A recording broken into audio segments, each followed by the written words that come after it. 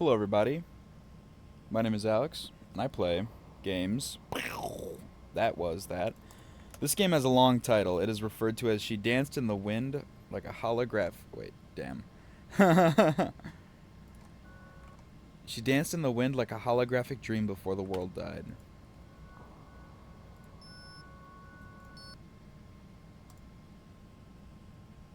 Oh, that, okay.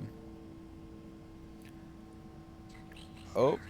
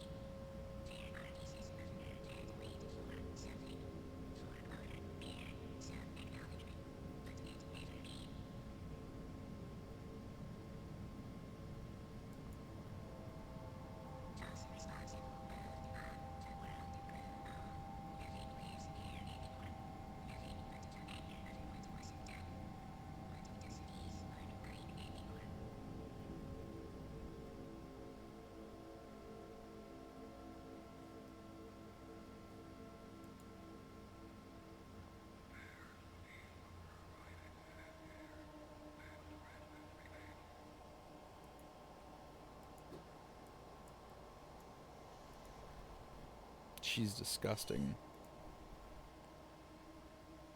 A flower is all the world's impossibility. She is the great subduer of sleep. The great one that overcomes and opens simply to see, simply to be free. She twists, she dances, her scent gliding on every breeze. She is the exploding result of impossible dreams.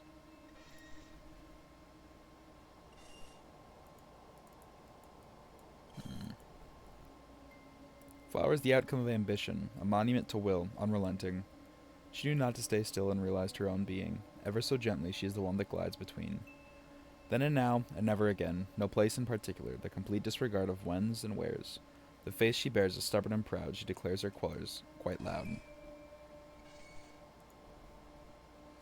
A flower is a secret finally told. Each holds her like a whisper. When she's finally realized, she's finally withered. Perhaps forgotten, perhaps granted remembrance, as a dedication to that sublime resemblance, which burns and illuminates every being's heart.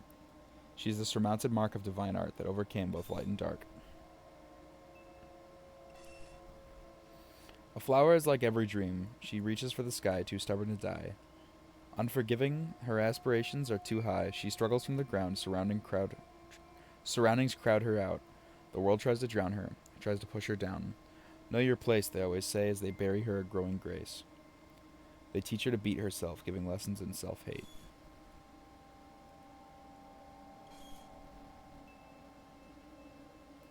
Here are a million ways to hide a budding face, but the only thing she knows is her promise of a brighter day.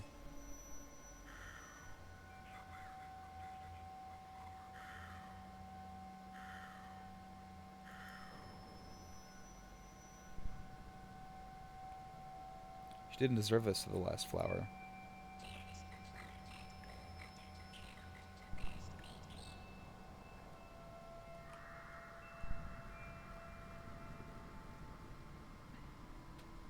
This tree was precious once, forever ago. It dared to grow, in a time when they asserted complete dominance over nature, over all life here. This is the tree. Click on Earth to grow. Tap jump to float.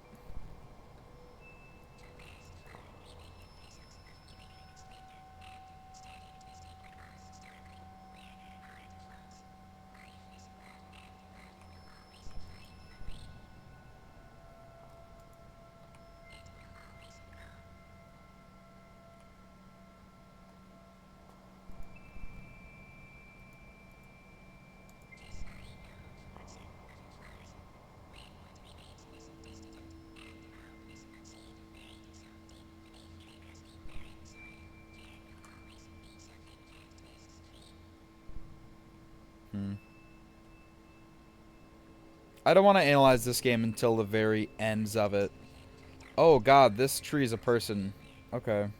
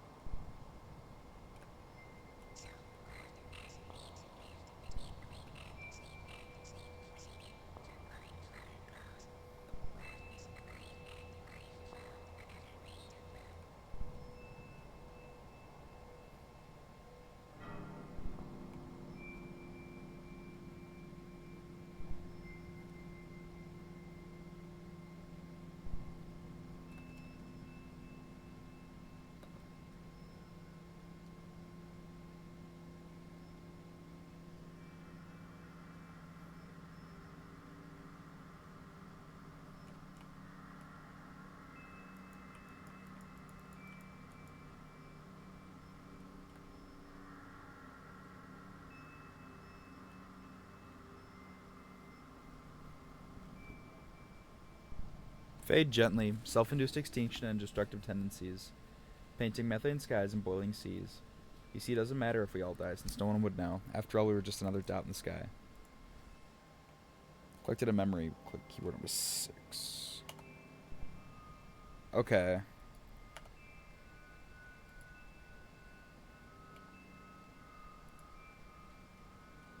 Birds.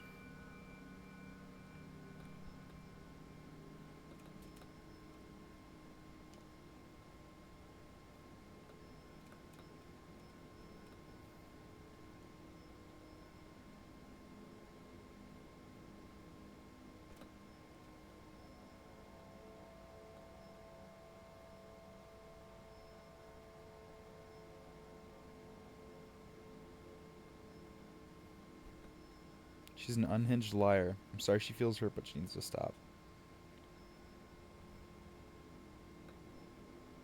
I'm not gonna let that get me down. Whoa, okay. The last king of Mars. Just to be clear, it wasn't the first time humanity decided to populate other planets. The attempt had been made before. Unsuccessfully, I might add. It's a matter of perspective. You must understand such endeavors take trial and error, as well as great sacrifice. This is the dilemma. Without humanity's visionaries, humanity might long have succumbed to various existential fates. True utilitarianism bets on visionaries securing infinite futures, even if at the expense of momentary comfort. Wars, famines, poverty, and inequality are a small price to pay for attaining these futures.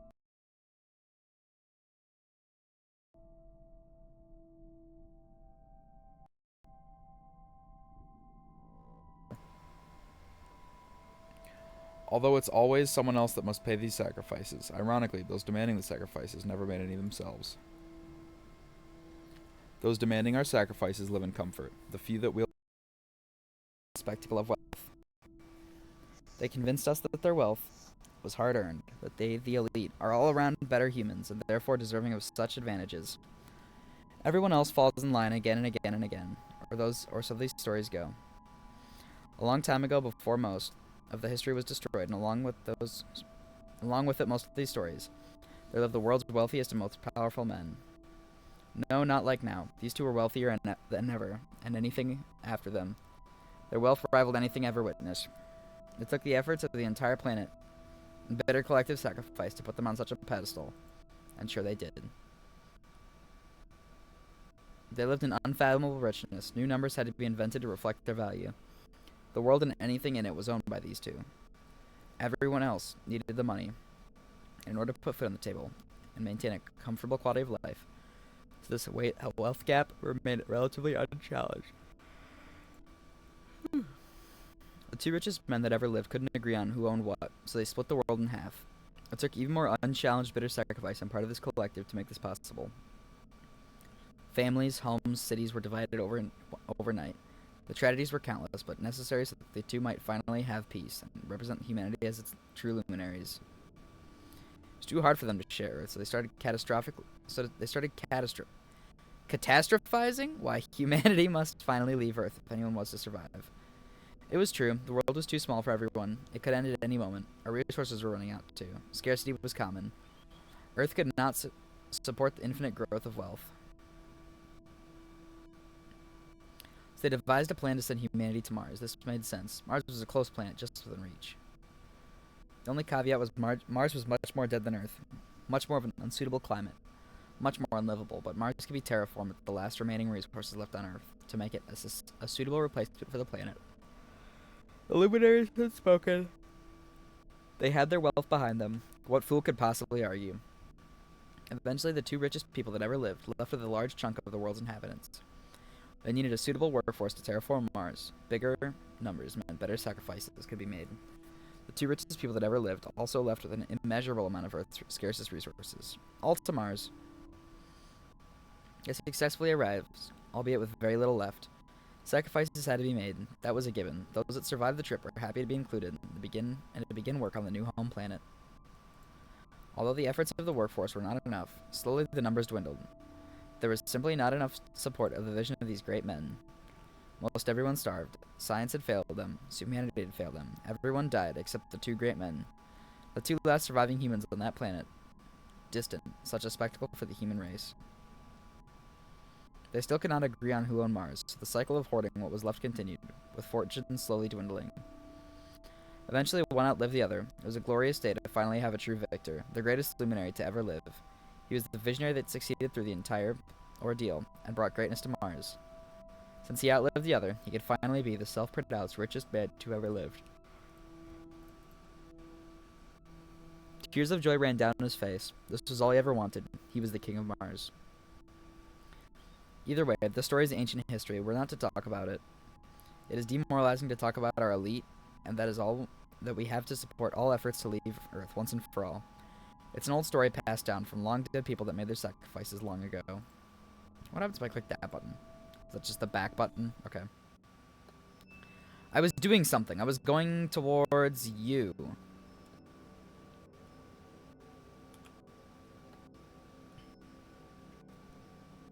Now, the movement in this game is interesting. I enjoy it. I assume that I'm on Mars, considering this air about me. Whoa, okay.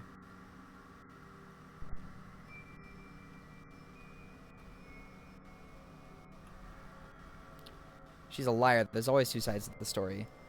Now, what I wish to do, I believe I'm going to collect all of these little droplets of info, and then I'm going to read them all at once. But no, this game is very artistic. I love it. I love the poetry in it and the just art when it comes to writing. I'm not very good with writing, and I strive to work on that when it comes to like school stuff. But you know, just very gorgeous stuff here.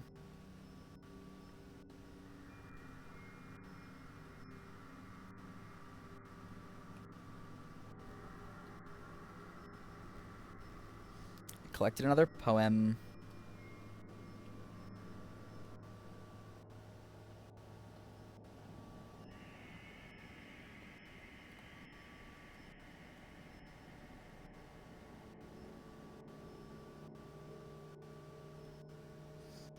I don't... Okay, I do have the first 3 poems.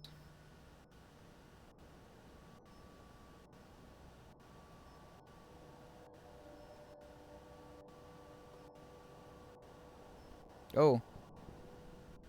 Life became abstract? Is that a face? I had one of those dreams once. It was strange. I never understood what it meant.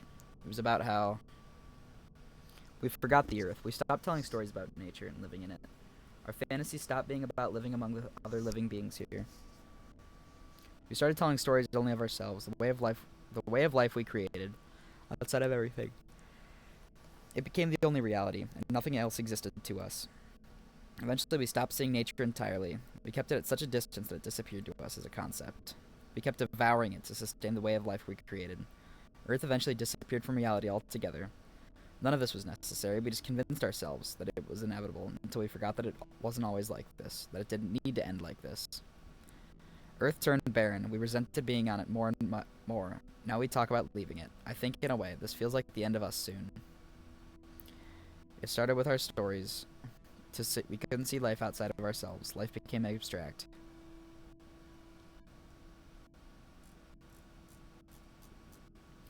I'm sorry it isn't fair. It wouldn't be like this if enough of us cared. Disenfranchised. I can't help but wonder, what fee do you pay for bottled air? Does it kill you slow or stave off death? Does the world end with a crash and a struggling breath? What is the going price for the last seed? Is the trash you're drowning in recycled or green?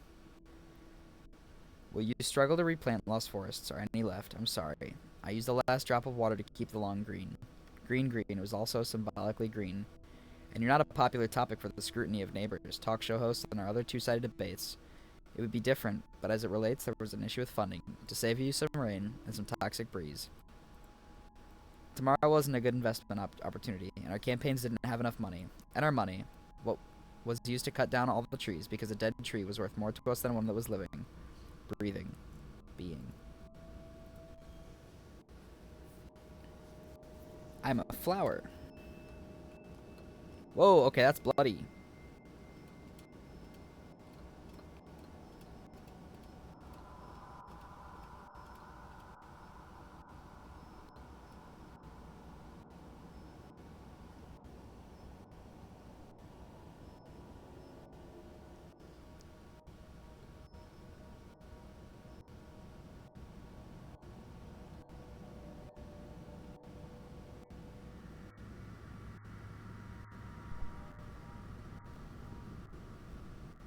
the little ones.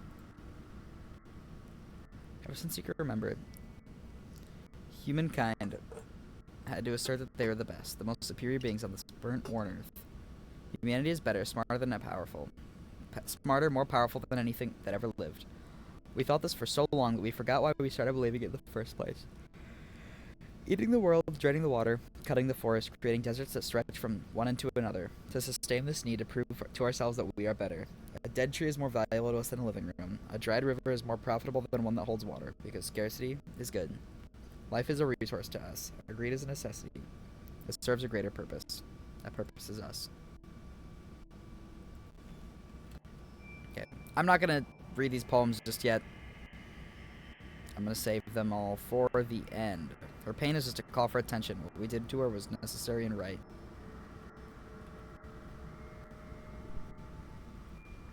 Not reading that yet. Sorry, Beast.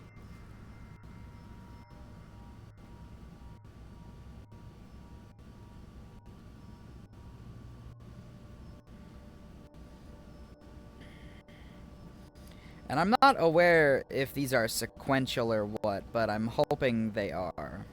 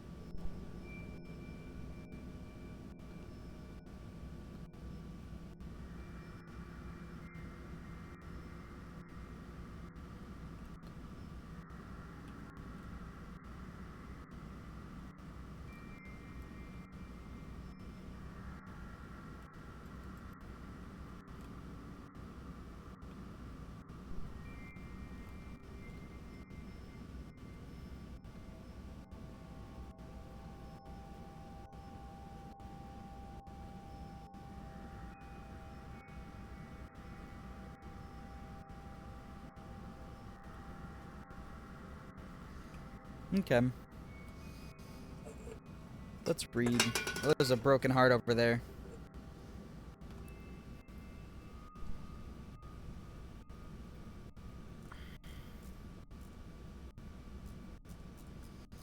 A flower is all the world's impossibility. She's the great subduer of sleep, the great one that overcomes, and one simply to see, simply to be free.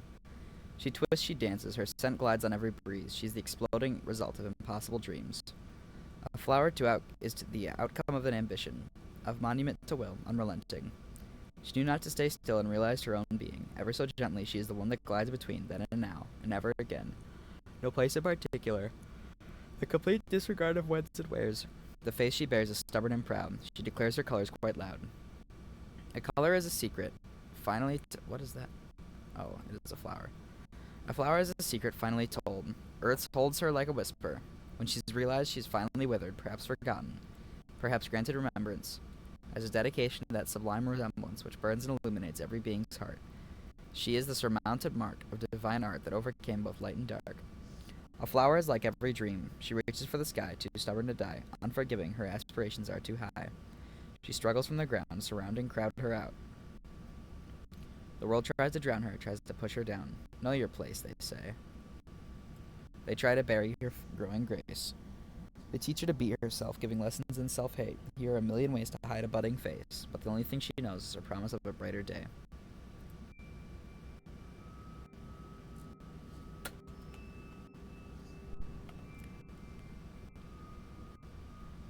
This tree was precious once, forever ago. It did to grow. In a time when they had started complete dominance over nature, over all life here.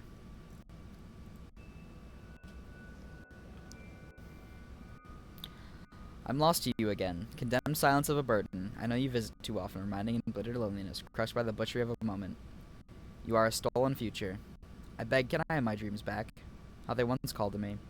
I search for their promises made to me sweetly, shining between their countless prisms of dreaming eyes. This promise tomorrow now taken, a loss never to be returned or made right, and I will never know why. Your possibility, not to be realized, call it by its name. Injustice. Cruel and cold, you are aggravating and bitter, burning my eyes, casting giant plumes of smoke despite my sky, and blot out the sun that will never shine again. My heart beats weakly with you, chained to my breath, mocking a loss that I will never accept. This angered realization of a stolen future, once if only, that will no longer be. Yet if you happen, and I never understand why. Here it is that I ask again, and again and again, why? Why is the most consuming of questions? Why's pointless twisting path leads me back to the beginning after another end? Why didn't it happen? Why didn't I? What did I do to deserve this? Please just tell me why. Why I reaps my own judgment that I sow in these bitter moments where I wonder. Why? So, dreams, I bury you here between these aching words.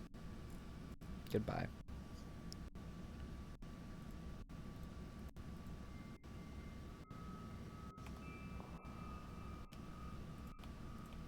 Just make sure. Okay. The little ones. Ever since anyone could remember, humankind had to assert that they were the best, the most superior beings on Earth.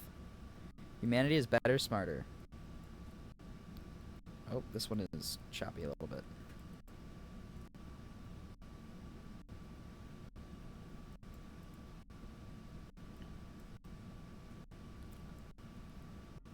Eating the world, draining the water, cutting the forests, creating deserts that stretch from one end to another, to sustain this need to prove to ourselves that we are better. A dead tree is more valuable to use than a living one. A dry river is more profitable than one that holds water because scarcity is good. Life is a resource to us. Our greed is a necessity. It serves us a purpose. That purpose is us. Ever since I can remember, we strangled life. This eventually grew into not tolerating any life other than our own. Man had to snuff out what remained of the birds, the insects, the other life. Literally anything else living and breathing. They couldn't tolerate pets anymore, some justification or other. I can't recall always. There always was justification. It always made sense.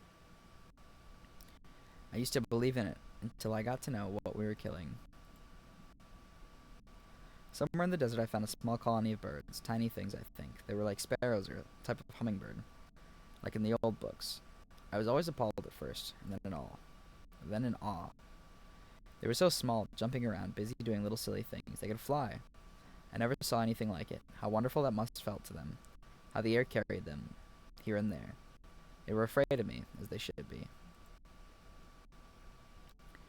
I don't know why, but I kept going back to that place to see them. I know I should have told someone that birds lived there, especially since they live so close to people and maybe posed a threat. Justification as to why they're dangerous are another. Always justification so that they could be exterminated, but I just couldn't tell myself. I couldn't get myself to tell anyone about them. I started bringing them food. I didn't know what they would eat, but seeing that they didn't have much, I brought water. Sometimes I mixed it with sugar. They started trusting me. The first time one drank from my hand, I cried. It was so small, so frail, but it trusted me. At first, I didn't think they could feel. I didn't think that they could care, or that they felt pain, but I don't know. I watched them. They cared for each other. That one that trusted me kept following me around. I thought at first it just wanted food, but it didn't care about food anymore. It would play on my hair and I would pet it. It was so small. The longer I spent with it, the more I felt like I understood it. It had feelings, it liked things, and it disliked other things. I went back often. Sometimes I visited just to talk to them. There was something about them. It felt like they saw me. One time I was crying so hard, burying my face in my hands, I was lying on the ground crying, absolutely shattered about something that had happened to me. Around people I had to hide when I was sad because we called that a weakness.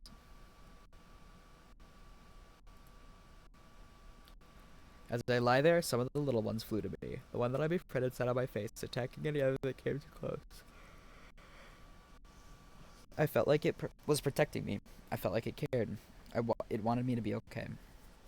After that, I couldn't other them anymore. They were just alive, just like me. I cared about things just like me. They loved, they made me laugh. They could be so silly. I never loved the way I felt loved by them.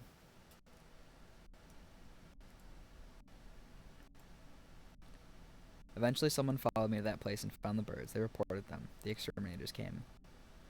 When I went back to visit, their tiny bodies laid lifeless in the dirt. The one that I loved the most was holding on for dear life. I don't know why it fought so hard to stay alive. Why did it fight? Why did it care so much to keep living? I held it crying, trying my best to tell it that I loved it. Somehow I thought that if I loved it hard enough, and if it understood just how much I loved it, death would leave it alone. Something that's loved so much just can't die.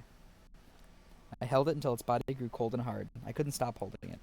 It felt so wrong to put it down. I kept crying, telling it that I loved it, hoping that something would happen, but it was dead. Now I can't understand why. Something so small, so silly, a life so tiny taught me what love is. They said of these birds that they don't feel, they are less than us, that they just function. But I don't understand anymore. How can we say that of something we never even got to know? How can we say that we are great when we kill something so small and precious, for no other reason than it is alive, and we are better than it? I can't understand. Something so precious, so loved, can't just go away after it dies. You can't just dissolve a spirit so beautiful. Something loved just can't vanish like that. I miss the birds. They didn't deserve us. Someone stole the sun, a tower called grief. It hovers just above me, casting its shadow periodically. Every day in my way I can't see. I promise myself daily, death not another breath longer, not another day beyond this one. Another I must brave, but I'm not brave. Still I am. Still I am here, a miracle. Maybe it's a miracle. If you say if you say a terrible blessing, undisguised, my breathing burdened. I wish I were no longer, just to escape that tower. I'm not stronger. Every day a battle, every moment a struggle. How horribly it all towers. It wasn't justice. This is my end, because I can't escape the shadow. Wherever madness goes, the saddest know it by name. I am abandoned before its gates, this tower called grief. Still, towers crumble, gates rust, shadows dissolve someday. In some way it'll find my way back to me. I'll be free. They didn't deserve us. Okay.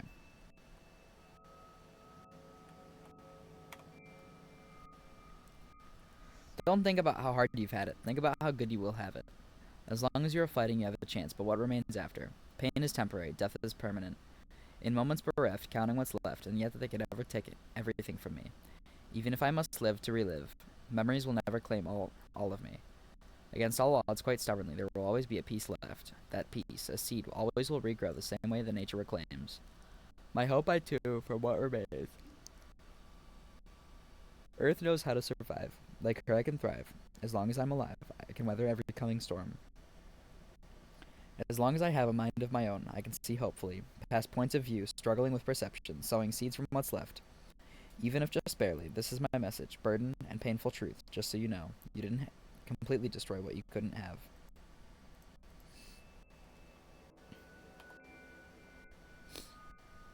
Fade gently, self-induced extinction and destructive tendencies. Painting methane skies and boiling seas, since no one else would know. After all, we were just another dot in the sky.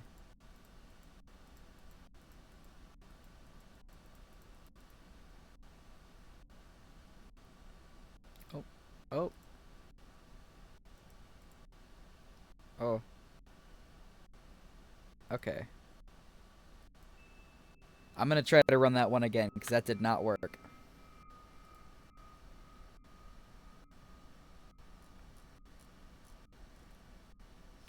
The air was filled with an anxious dread. This may be the last rain. The last, everything is the last. This place is dying.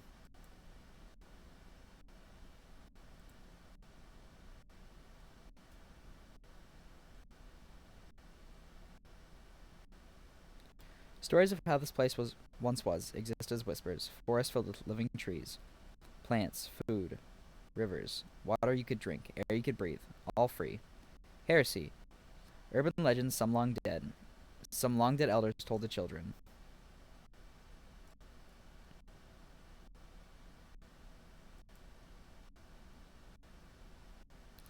Today they caught the poet. The rain seems to be a strange type of omen. The sky weeps for what they've done to her.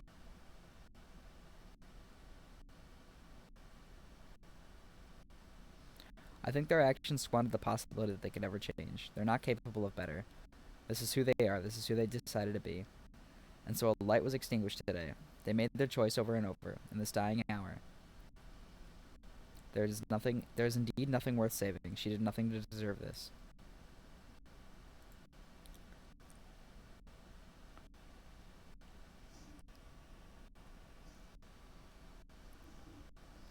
She drew pictures and wrote words. One of the elite decided he would own her.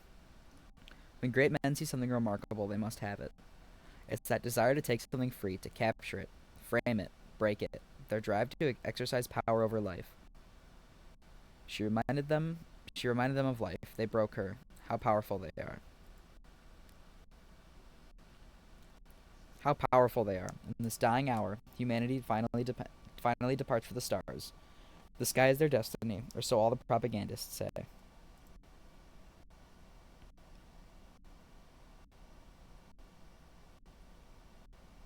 Treasured keepsakes, glory, money, power, and their elite. They gathered it all into great ships that tore through the clouds, past the sun, far away from here. They believed they outgrew this planet. With maps and charts, they proved elsewhere could be better suited for their unending growth. How a tumor grows. If a tumor is removed from the body, the tumor dies. The body stands a chance to survive. It would seem foolish to believe that another planet could support us.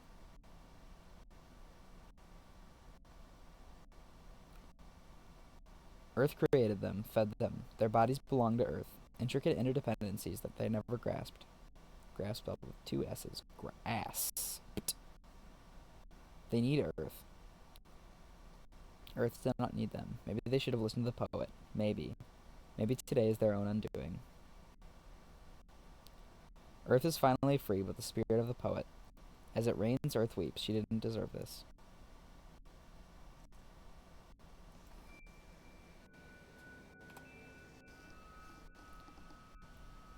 Even as I stare into the absolute pit of eternity's gripping darkness, I can see the radiant hopes of stars, and look how beautiful you are. And I say that I knew you in this whining display of lost moments and chances. Even I hear its music tonight, among a whirlwind of planets and knotted seconds that dance. I'm carried by rays of invisible light, holding an endless stream of memories that slip from my hands, that slip right out of sight. Still, how alive you are, unafraid of stillness. Hearts beat generously here, just to give us another moment. Even in a precious moment's surrender, all things pass. As time, immeasurable, reaches past, to race away into the cosmic splendor of forever. I, the sandcastle, facing tides of carefully measured seconds, claim this space as I am from grains of counted sea glass. For even among the radiant hope of stars before death, unknown dreams, heartbeats, precious breath, I am a moment in these cosmos too.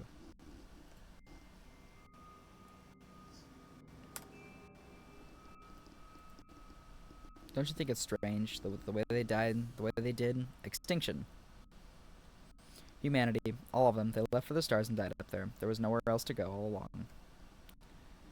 Isn't it such a novel thing to think about? They were so great, so glorious, so impervious that they were going to find another... Whoa.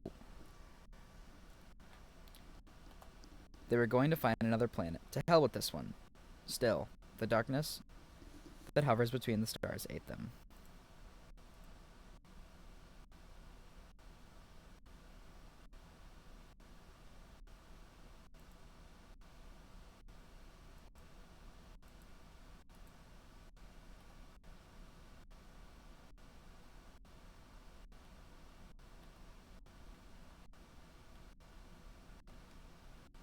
Oh, we got a game in a game, dude. Holy shit, this is awesome.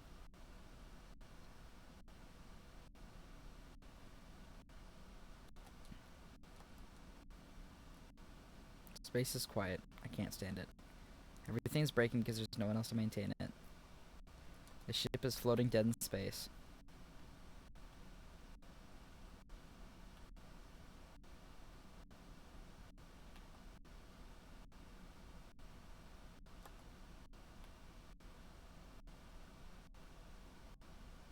You disposed of. It's so quiet. I can't hear the sounds of other people, of others, of anything. Nobody's left. What did we do? Oh, I went too far.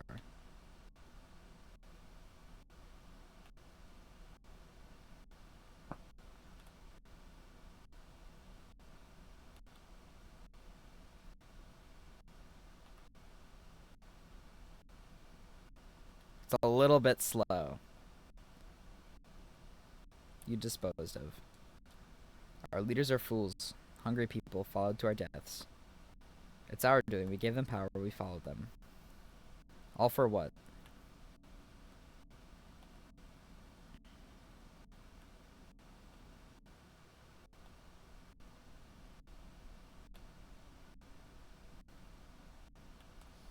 You dispose of that. We can't dispose of the bodies anymore. There's not enough people left to do that. So I try.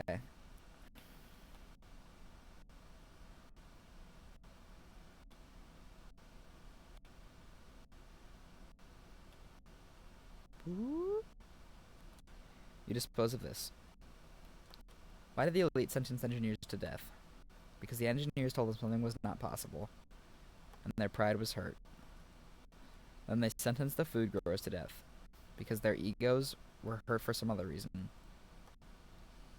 It's always the same. Now look at us.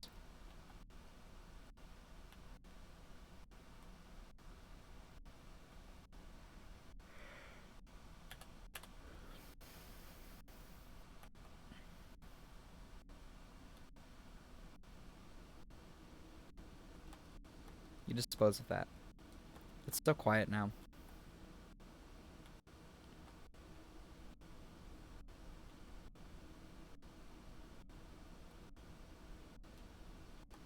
I boarded this part off. That's restricted. That part of the ship has nowhere left.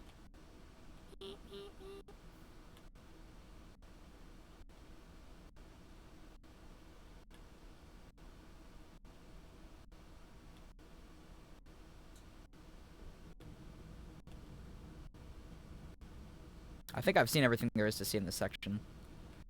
I will try to run into this thing just to see what happens. Alright, that is it.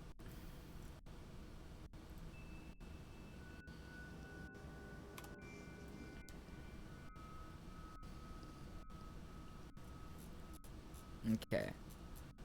How much more, God? As much as you can stomach and more. Grief, fear, then dread. A crown of thorns to decorate my head. Weave a robe of dry tears long ago shed. Bitter jewelry to hang from my ears. They will wear me till I'm dead. How much more, God? I don't think you've suffered quite enough. Here's relief, but I'll call it a bluff. None for me, and I know what's rough. When we make believe God says to you, he wants no love, but submission soon enough. Knees buckled, barbed wire, heart hung. Grief in the stomach to fill the lung. Too melodramatic, then how would you like it sung? Up, down, or sarcastically cheery. It's the same feeling felt till I'm weary. How should I know where how should I wear my tired head? Who invented sources of hope answer but rarely. Hope I drink of you until I'm drunk, because I invented God does. My heart all but sunk. The odds aren't divided fairly, but there's a spark, some divine insinuation when it gets too dark. Either ridicule, solemn sympathy, or bottomless hope in a hopeless situation, something to feel in me. Still, I consistently return to the beginning. Yes, God, it's me that you hear singing, since I'm so decorated with punishment before any sinning. Holding on to you than it is, the promises of a better, the promises of better tomorrows. Asking of you, from desperate to gently, how much more? Trials of circumstance are far too plenty. I've said it before. You've heard it and you will still hear it all more. Thorns how you like it. Stones for the feast. Reap what's not sown, all crops for the beast. It doesn't get stronger. It doesn't get any easier, you just get stronger. Beneath these all, two familiar moments, where all that's left is to beg. Emotions swing from broken to solemn. Invisible deities are no source of strength. In moments like these, you can clearly see ridiculous persistence. Strength is never heaven sent. It's broken pieces scattered where things look dark, as gathered pieces that remain, sewn together for a brand new start. Not much more, I think. Strength comes from the heart.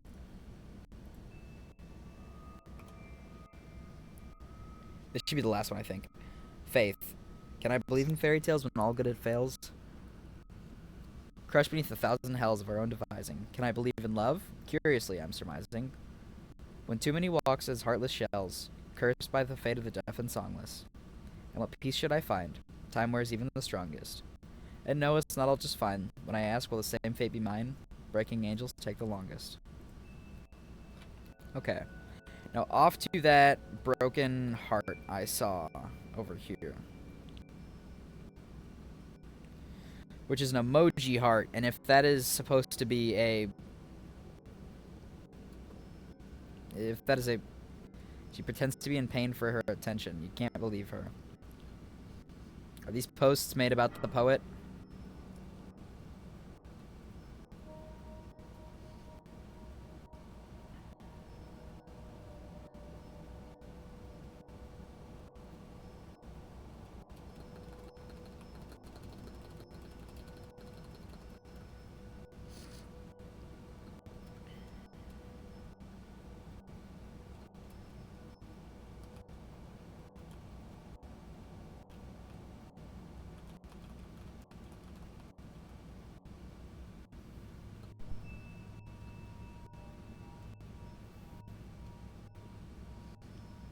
If this is an emoji heart as an artistic choice and it's an allegory to the modern day, I'm gonna feel pretty clever. Oh shit. Okay.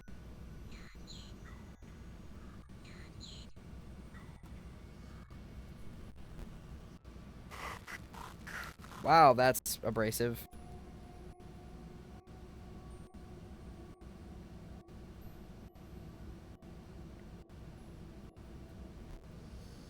Hummingbird catchers. Oh.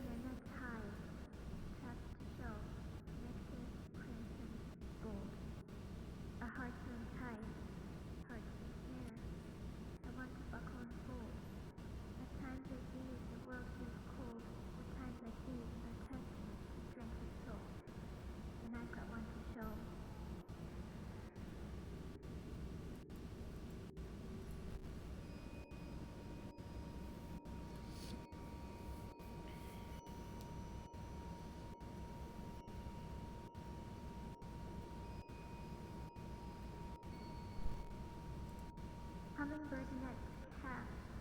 How long will it last? Great men do unspeakable things. The greater belief helps them win.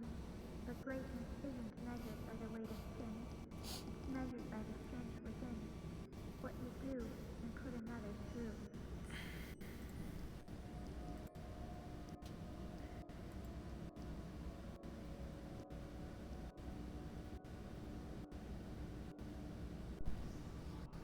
Greatness still excused. A worthless and castaway youth. Hummingbird abuse surface no use. It may temporarily amuse, but soon gets old. When all the grayest of colors and truth show, nectar crimson and another's gold.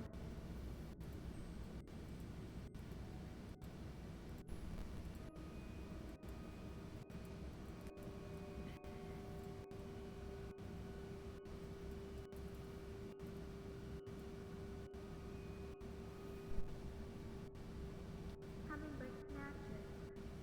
I heard they're collecting hearts and wish upon stars. Messenger feelings, wounded drums. The song to regret that are not stuck in my head. Keep it so it can last. God knows the time. Beating too fast, keep it from flying. You can keep it, hopefully from dying. Steal hard and greed makes one deaf and dumb. Steal my soul and heart strong.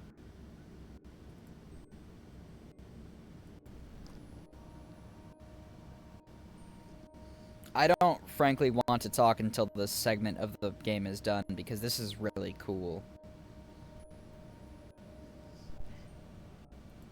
Hummingbird traffic plotting soon enough. I can hear them. A message for the scheming. Greed makes us all dead. So come death, you among free men. These ones hurt, but you can't see them. For each evil, I feel less. For each blow to me, I grow all the more fearless. So come face me, dear bitter demons, and tell them boldly that I too am a human being.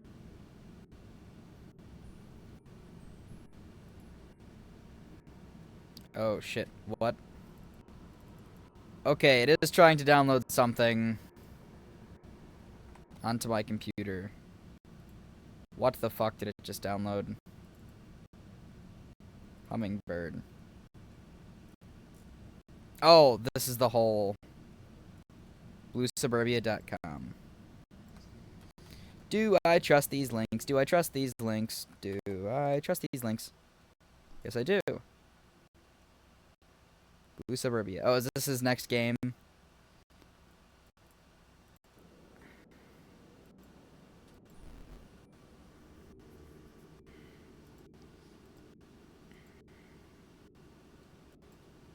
Please don't be dead up here. Okay. Oh, no. That just sucks, man.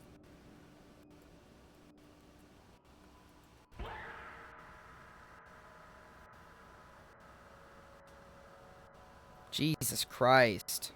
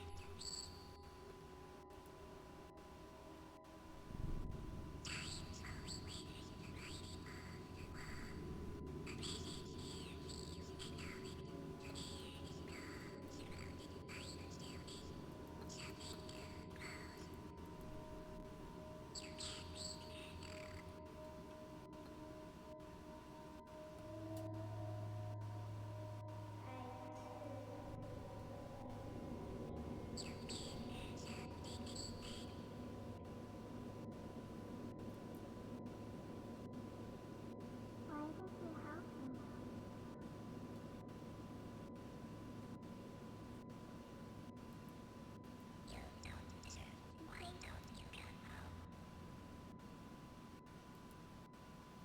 I don't know how.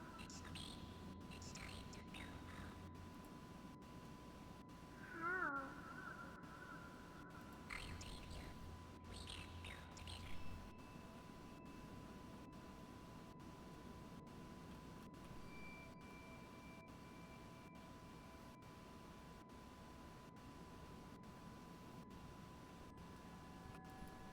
Dandelion through a crack.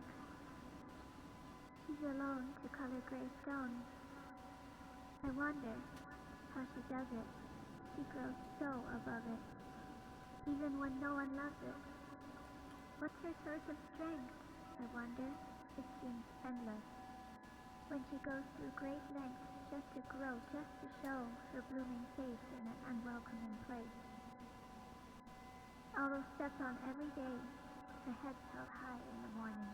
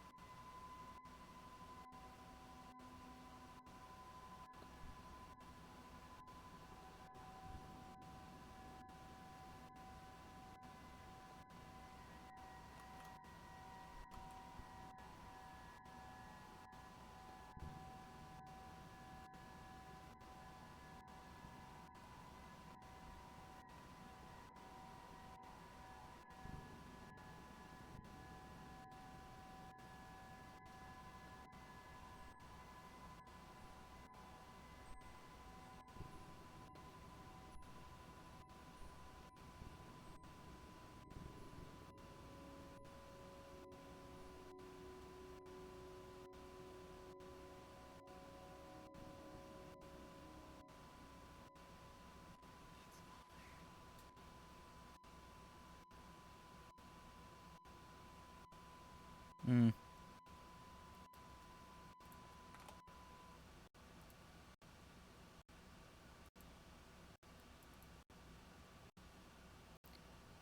Dandelion through a crack. She's alone to color gray stone. I wonder how she does it. She grows so above it, even when no one loves it. What's her source of strength, I wonder? It seems endless. When she goes through the great lengths just to bloom, just to show her blooming face again, in an unwelcoming place. Although stepped on every day, her head's held high in the morning.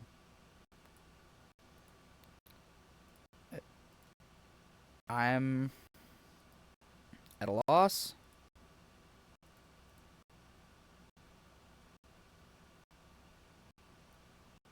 I don't even know what this is. What?